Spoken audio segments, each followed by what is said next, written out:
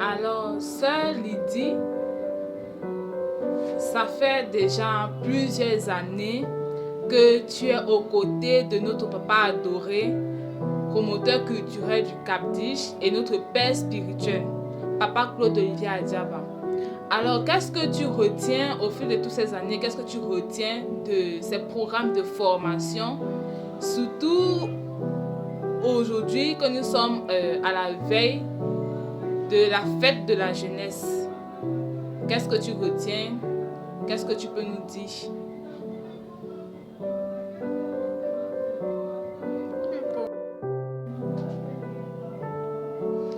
Alors ma soeur, merci beaucoup pour cette question.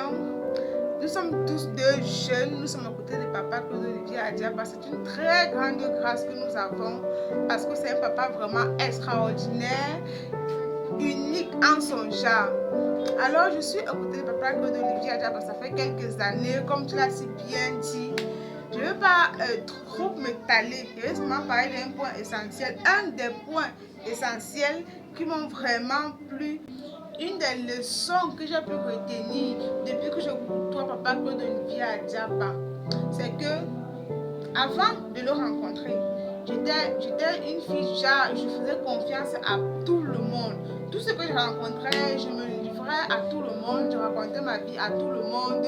Il me disait que non, je vivais un monde parfait, même si c'était pas assez parfait que ça, mais bon. Il suffisait juste que quelqu'un me parle un peu sérieusement, là où quelqu'un me sourit, pour qu'il me dise que non, ça c'est une bonne personne et je lui fais directement confiance. Mais ça, c'est côté que j'ai appris que nous devons faire vraiment très attention. Nous sommes jeunes et nous sommes à la portée de tout ce qu'il y a, trop de mauvaises choses dans ce monde. Et du coup, il nous a toujours appris à se retenir lorsque nous sommes dehors avec les étrangers que nous ne connaissons pas, à se retenir de divulguer les informations qui nous concernent, de parler de nous aux autres aussi facilement, à se retenir de faire confiance rapidement aux autres parce que dehors, elle n'est pas aussi beau comme on le croit.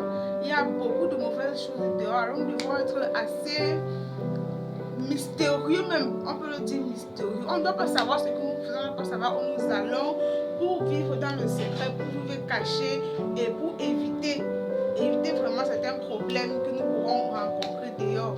Nous devons éviter de nous laisser tromper par les apparences des gens, de ce que les gens veulent nous faire voir juste pour nous manipuler à leur guise. Il nous a toujours appris d'avoir une vie rangée. Un jeune doit sortir le matin. Si tu pars à l'école, tu pars à l'école. Après l'école, tu rentres à la maison. Pas de stop en route, pas de balade inutile. On peut causer avec les amis et tout, mais pas dire qu'il faut aller chez les gens et tout ça. Tu rentres chez toi, tu fais tes tâches ménagères, tu aides tes parents, tu étudies. C'est ça. L'essentiel pour un jeune, c'est son étude. C'est juste ce que papa Claude Olivier Adjaba nous a appris. Alors nous remercions une fois de plus notre père spirituel et coach de vie, papa Claude Olivier Adjaba. Parce que grâce à ces formations, grâce à toutes ces séances de formation, nous sommes aujourd'hui des jeunes filles plus rangées, responsables dans nos différentes activités et domaines de vie. Nous sommes également très discrètes.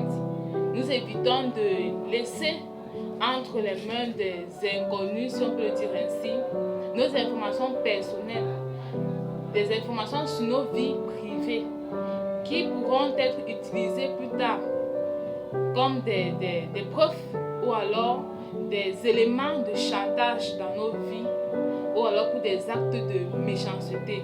Donc pour éviter tous ces problèmes de la société, nous préférons être prudentes en restant discrètes, comme nous le recommande notre père spirituel et coach de vie, formateur également. N'est-ce pas ma soeur Lydie?